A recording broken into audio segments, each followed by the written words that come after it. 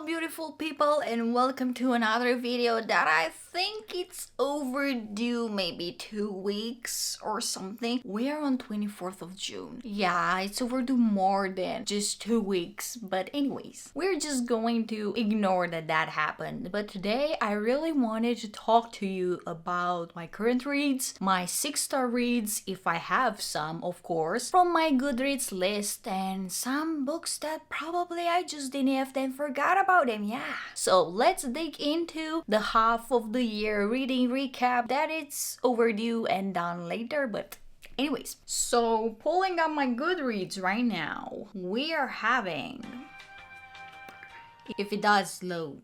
So I'm currently at 24 out of 60 books. That basically there were 40 books up until April or March, when I just blindly and insanely decided that I need to read at least 60 books this year, with me not completing or reading any page in February. Yeah, so this is what we are confronting with. Yeah, so that's fun. And we are having a lot of the books that I read, like 24 of them, and one of them is a manga volume, so of course I'm not going to read that much.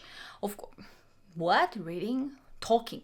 I just cannot talk. Of course, we're not going to talk about it that much. It's just so hot and I just cannot really talk and things don't really make sense, but it's fine. If you know, maybe not, probably not, because you're new to the channel. And hi, hello, yeah. I'm also enjoying anime and manga, and I've been catching up with Boruto, to Blue Vortex, the kind of Boruto Shippuden manga. So it's like the latest volume, the volume 4, because it's about to, of course, release, but until it releases and the last chapters that were released, basically they're making up the 4th volume of Boruto, and that basically it's one of my reads from January. Yeah, I know it's like probably 45 pages or something, because you know that manga is like basically comic books, but it's just Japanese styled ones. So yeah, that's it. And then this was a thing at the end of either January or February, so this is like my shortest read, but I started the year with completing The Reckoning, the 3rd book from Zodiac Academy series by Caroline Peckham and Susan Valenti, the Twisted Sisters, and I just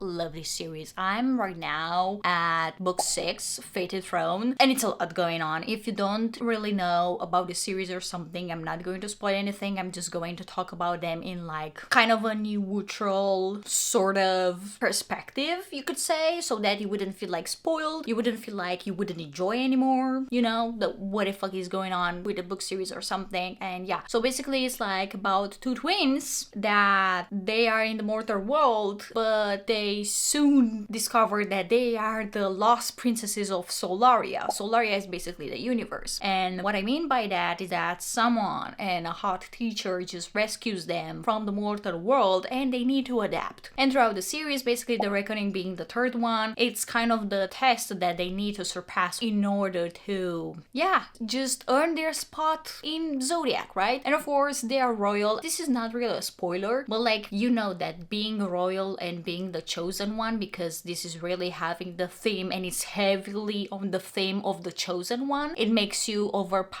kind of overpowering the other people around you. So yeah, of course they pass it because we are having a 4th book, right? And yeah, that's basically it happens a lot is happening, good and bad stuff. It's like a slow burn romance. It's like found a family. It's like kind of from a bully perspective. It's like a bully romance in the 1st book, which was really daunting and really annoying at some points, because they were not fighting back, they were not doing anything or something. But now I remember that they were babies, they were like 18, so of course at 18 you would have like, I don't know, be full of anxiety, something, you would feel like you don't belong, especially in your foster homes in like mortal realm. And then you would be like, once you're getting into the Fae world, into Solaria, and having just an unknown world to you that meant like home, you would be like, what a have I been insane the entire time right now, right? So basically they've been like dealing with some stuff in the 1st book, but like with the 2nd book, I swear to you, it's really worth it for you to get through the first 2 books, because first of all, every book ends in a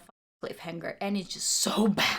I cannot wrap my mind around it because every time it just gets worse and worse, and the cliffhangers get hilariously bad, and I might be tearing up at the next books because I'm having someone that I'm buddy reading with, and I don't mind the spoilers. Sometimes they make it curious, and I know what is happening in book 7 and book 8 and at the end of book 9. And also, yeah, I've read the book 4, if you know the ending of the story. That from the book 4, you know the cliffhangers. So yeah, I'm disgusted. And also, but basically it's a lot. It's found family. It's like this huge stew and mixture of emotions and feelings and everything, and it's by far the first series, a romantic series that is hilariously long. It's like 9 books with the 5.5 novella, the 1.5 novella, so there are 2, the 8.5 and 8.6 with 4 novellas, so there are like 12 books with the novellas. Basically, they just are a lot, but I'm having so much fun, and it's by far like the best romantasy, kind of starting bully romance, then romantasy, but like strongly enemies to lovers. And whatever you're saying that enemies to lovers are just hating themselves and they are just making a pact and they're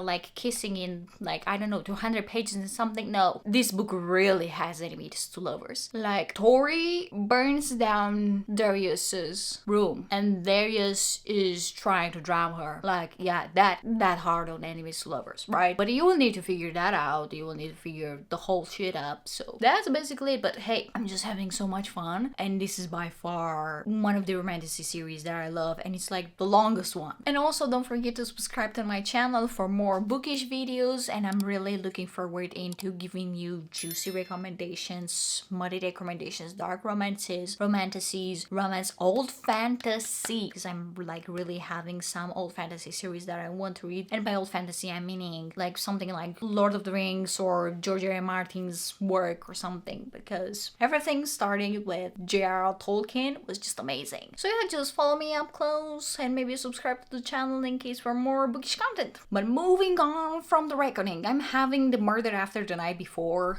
which I enjoy thrillers. I'm having a BookBeat subscription, but I think right now it's like canceled because I swapped for some Audible books. Because in case you didn't know, if you're having Kindle Unlimited and if you're having a book on Kindle Unlimited, you can just literally get the Audible version of it discounted, which is a really cool trick you can do. But yeah, this book, I don't know, it was on sale or something and we got it. And also I'm getting it with my boyfriend, so we are splitting the cost for like every books that we own, so it's really good for us because we are basically reading the same stuff. But yeah, just I don't really remember that much. For me, thrillers are just for the moment, and usually I forget the details or something. And it's not really because I'm having a bad memory, because for every romantasy or series or something, I remember names, how it happened, why it happened, and any detail that probably no one should remember, I guess, because they are totally irrelevant to the plot, but still I remember them. But yeah,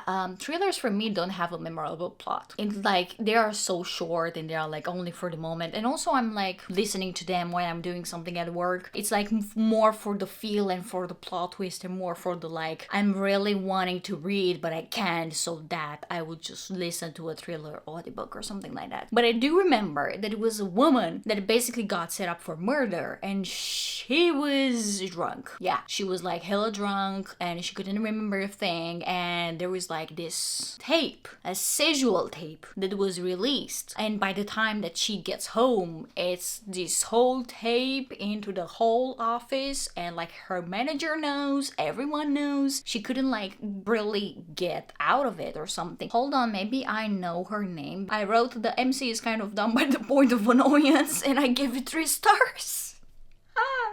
No, I know that she had really some, I don't know, like the plot was good for like her having her own stuff and she didn't really notice that her roommate was killed, because that's the entire point of the thing, you know? I remember she's needing to uncover some things that Posey, her roommate, left for her. Her roommate was a journalist and she was working on this really creepy case. Our MC is kind of dumb sometimes because she's like, oh, I found something, but I shouldn't turn this to the police as evidence, right? And then she goes along some chapters and then she comes back to the idea and then she rethinks it and then she's like, maybe not right now. And then also the third time she's like, oh, maybe I should have. And it's kind of like stalling for the plot, and this really made me kind of want to do the 3 stars. But other than that, I remember it being fun for the moment. It was okay. For me, 3 stars, it's okay. 2 stars is just probably a DNF and I just didn't like a lot of things, and 1 star is totally DNF. 4 stars is like more than okay. It's like very good or something. And 5 usually is like, I loved it, it's masterpiece or something like that. So yeah, you know, at the end it was predictable. Then I'm having Midnight Murder by Carly Winter, which is the 3rd book in the Haywood Herbally series. And again, there are a lot. There are like 6 books. The 7th book is Rosemary and Rage and is going to be... No, the 7th book was released and the 8th book is going to be Turmeric and Turmoil, which is going to be released, I guess, on September 18th or something. So basically we are following throughout the series Sam Jones, who is an ex. I kind of did a video about it, so I'm just going to keep it short and simple for you to watch the other video that I did on my channel about this cozy murder mystery series that you could read. Basically, it's like an ex soap opera celebrity who goes by the name of Sam right now. Instead of Samantha Rathbone, she's Sam Jones, and she goes to Haywood to retire and basically get a new life away from celebrity and everything that her husband did to her, and her being accused of murder and something, and you know. But hey, guess what? Murder follows her along, so everyone around her basically dies. Yeah, and throughout the book, when with every book, you're having new neighbors, a new owner of the shop, a new case, of course, and more moments with the stupid sheriff until she's replaced. And believe me or not, you're just going to love it when she will be replaced, because I couldn't wait for her to be replaced because she's so dumb. I just cannot stand her. And that's Sheriff Mallory for you. And Midnight Murder was basically with the shop. It's right here on the cover if I can see it. Groove and Go dance. Yeah, it was a studio dance with, I'm not going to give away many of the details, but it was like a really funny case. And also they're funny and witty, which I truly love. But it was like a funny case in which they were like, oh, let's go dance, let's go pretend that we are going to dance with people and something, or like with each other, because she's going with her friend Gina. And that went super wrong, and the person that they were interviewing, she was like, are you interviewing me right now, or are you here for the dance lessons? They're nuts. They're just nuts, and it's amazing. Then I'm having the 4th book done, Mistletoe and Mayhem, which is also in the Haywood Herbally series. And this one I really loved because it was Christmassy. It was a really chill vibe and something. Sam was really considering if she should be dating or not. And yes, it's a seriously slow burn romance throughout the series. Probably in like the 3rd-ish, 4th book she starts dating or something, but it's truly worth it because the books are like, oh my god, I forgot to mention, the books are so short. Like they're under 300 pages. The maximum I read, it was 296 pages. Then we are having Never Lie by Frida McFadden, and oh boy, do I remember this. Yes, I remember this. This was a 5-star. I think it was one of my first novels from Frida McFadden that I read, one of my first thrillers, and I just love it. It's basically about a couple that they are going into a home and they're looking forward to purchase a home that was previously owned by this amazing therapeutical person, like a psychiatrist. Adrian was the psychiatrist's name, and she was like really taping every session, and you're getting, once the couple, I mean the dude is like going to the trip or something because there is like an avalanche or something, and she's like making trips into the city or just trying to go to work and blah blah blah, and like the woman is like pregnant and she needs to stay at home and something. And I mean, I don't remember if she was pregnant or not. I think I'm confusing with another novel by her, which is The Crash, and that was the pregnant lady. But yeah. But like, this lady, it's snooping around, and not in a bad way. She's just curious to know why Adrian's whole house was literally this amazing, and from what she had this amazing money or something. And she finds her secret office with the tapes, and then you're getting one POV from her, and then reading the tapes, and then one POV from Adrian with the continuation of the tape and what happened after the tape. And it's like with blackmailing. It's with, I don't know, there are like so many, probably triggering. You should read the triggering ones if she has like Freedom of Fan and some trigger warning listed. But like they're so good, and I was so gripped. And also this was an audiobook, and I was like at work and I was like gasping all the time when I was like listening to my colleague and also with my boyfriend, and I was like, did you hear that? Then I read the Boruto one, as I told you. Then I read Time and Trouble, which is the 5th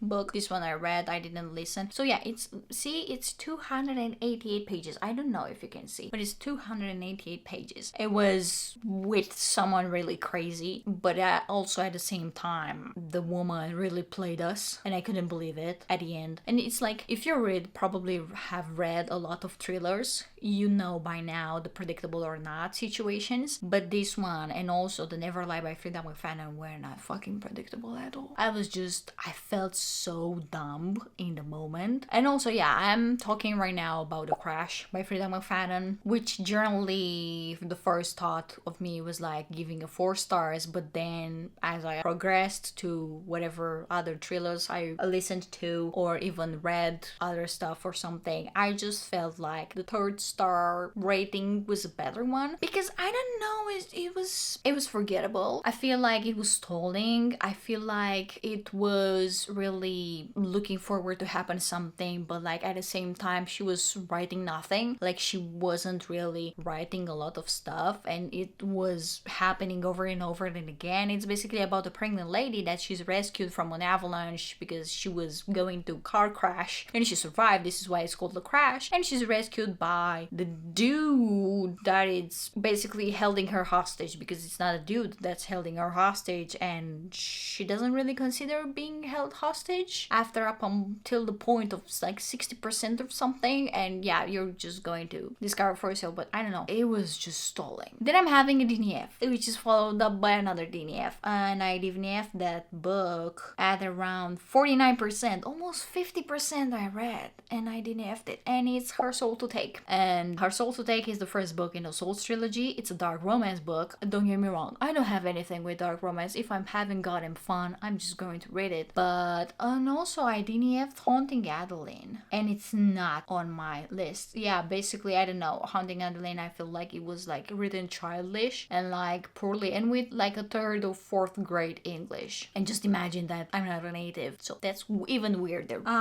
Basically what I said, literally I was bored at times, and it took me almost 3 months and a half to DNF it. Yeah, I was like putting it, getting it, putting it back, getting it, putting it back, reading 2 pages and reading, putting it away, and someone, I picked it up and left it and read something else, and just as many times as I drank water. Oh my god, no! Oh my god, I wrote this. I was intrigued only because Ray, at this point I forgot how to spell her name correctly and don't even bother to check. I was just nasty. Was a ghost investigator and thought I would be interesting. Oh my god, yes, I just loved the book because the premises of it was that a girl, Ray, and her name is Raylene, and I thought I spelled it with E instead of A. But anyways, she is coming back to her hometown as a ghost investigator with a YouTube channel, which I love this. And I was like, okay, this is really Seven Colby, Selena, and Chris something, you know, just ghost hunting stuff, which I love, and I'm like really falling in deep into it, into paranormal and something. But guess what happened? She met a dude that basically was the bodyguard of her school, and that dude is a demon. And she somehow gets in danger with the church and something because she's like some kind of a girl prophecy or something that she needs to meet, and the people that are from the church from that town are from a cult and they're looking to sacrifice her. And he's like, okay, I'm a demon,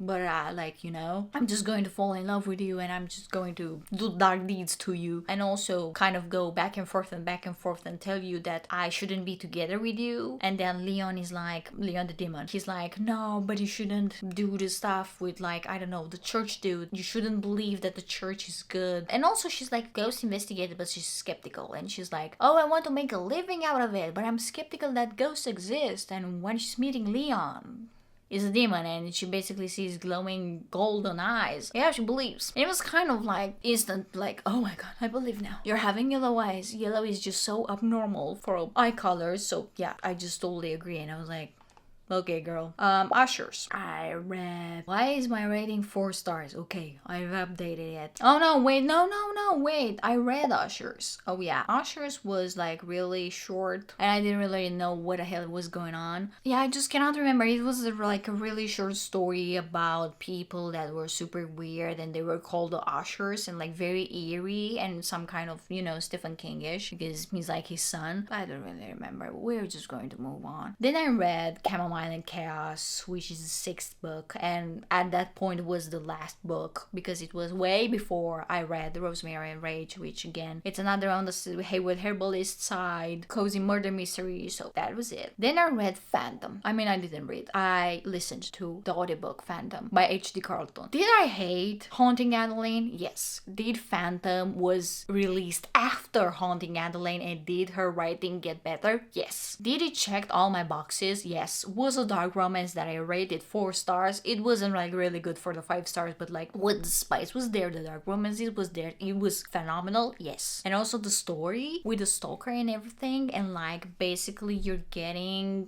the kind of the story with the journals that Adeline is getting in Haunting Adeline, so you're like getting the glimpse of the past from where the journals are coming from, why she's writing the journals and something. And did I think that it's going to be a sad ending? Yes. I'm not going to tell you if it's going to be a sad or not ending. You're just going to need to find that for yourself. Then oh yeah, this is the one that I DNF'd. So I read another thing by Joe Hill that I just mixed up with Ushers. So Ushers, I liked it, and it was 4 stars, but it was like really short, and I felt like, I don't know, just plopped in the middle of the plot.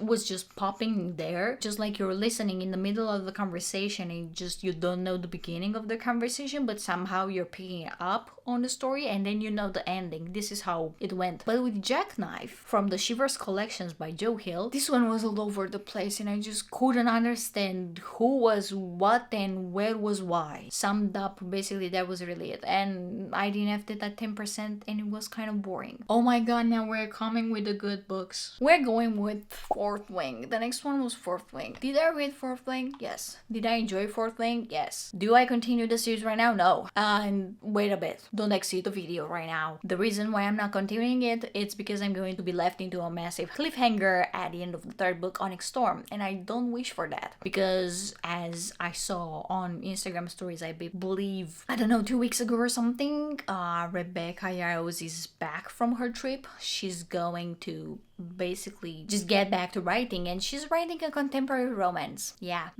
a contemporary romance, and then she's getting back into the Empyrean series, into writing the 4th book. So probably it's going to be 2 more years until the book is released, maybe 3, maybe 4. So I don't wish to reread Onyx Storm, and I don't wish to continue it. But did I love it? Yes. Did I offer it 5 stars? Yes. Do I think Fourth Wing has a lot of similarities with ACOTAR? Yes. A dude that is misunderstood, recent. And Xaden. With a crazy father, recent. Xaden. With wielding shadows, recent. Xaden. And is the main love interest of I mean, sure, in ACOTAR wasn't like the main love interest, but further on it was. But it's like basically the one that ends up with our MC. Yes. They are doing the kind of mind sharing thoughts communication. Yes. Another similarity. And the list goes on. I mean, I know and I can see why Fourth Wing is popular, but at the same time I kind of enjoyed it because it was like I'm missing ACOTAR, but not really that much, so that I would reread it, and these kind of similarities brought me into it. Don't get me wrong, it's amazing. It's a war college with dragons, with like people that you will hate at the end of the book 1. Yeah, and the ending, other people that they don't believe our MC. It's like the MC is fragile, is the chosen one, but she kind of is smart. She's smart, she doesn't need muscles, she doesn't need to be prepared, she doesn't need strength or something, she doesn't need mobility, she's like only swift and something, but at the same time she uses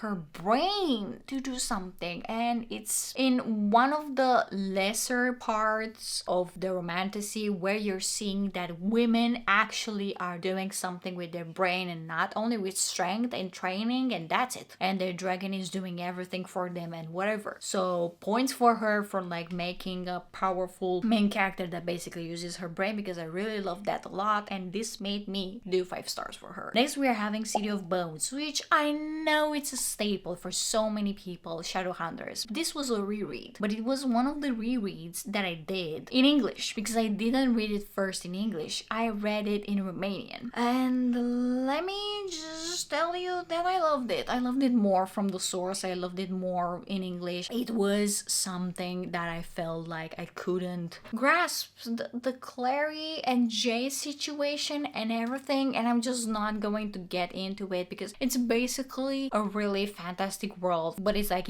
situated in New York, in Manhattan, and the main characters are like shadow hunters and they're slaying dragons, they're slaying demons, and also let me tell you that they're using runes, and it felt really Nordish, really a good touch of magic and something. I remember that I only read City of Ashes, also the second book, in Romanian, but I will resume that after, I don't know, the entire series like in English and something. I would resume it let's say a bit after I'm reading Zodiac Academy, and after I'm reading Throne of Glass, and probably after Mistborn or before Mistborn. So yeah, we're just going to get into that. Now we are having a really short book, which I truly loved, and besides being it short with only 256 pages, it was with Slack messages. Several people are typing, but Calvin Kalsuki, I think it's pronounced, I don't know. But I'm telling you that this book was like fun, witty, and it felt like an easy read, and then the last 50%, it turned out dark. Dark is just not the best word to describe it. It was disturbing, it was dark, it was weird. It was centered with AI, and that AI can replace people, but like in the most accurate way presented. And it's just, I don't know, it was something that I haven't read before. Like it was super fictiony and super normal. It started normal about the workplace. I don't know how I came across this, and I don't know why that one has 364 ratings. What? Oh my god, I loved it. It was like 5 things, and people are there like saying, oh, I'm loving unique books that are written in abnormally ways, but I'm giving 2 stars.